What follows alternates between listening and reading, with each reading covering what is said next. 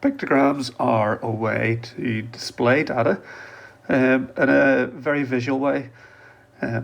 What we have is we'll need a key to something to show us how many of the images relate to the corresponding amount of data.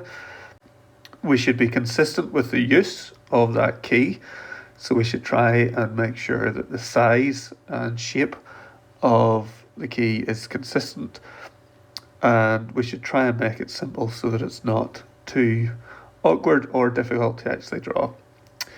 So in this example, where there's the number of votes for each type of beverage, there have been 12 votes for water, 13 for soda, 9 for juice, and 1 for milk. And we can see that our key is that a bottle accounts for 2 votes. And if a bottle accounts for 2 votes, then half a bottle would be for 1 vote. And in water, we've got 6 different bottles, 1, 2, 3, 4, 5, 6.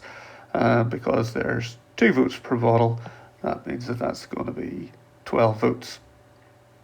For soda, it's got 13 votes, so we'll need 6 full bottles and 1 half bottle.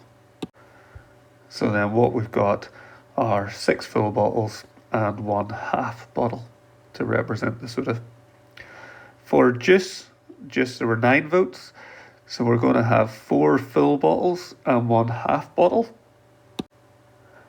So we've got our 2, 4, 6, 8, 9 for juice.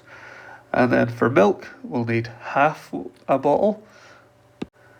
So there's our half bottle to represent 1 vote. So we've included a key where our symbol represents more than 1 unit.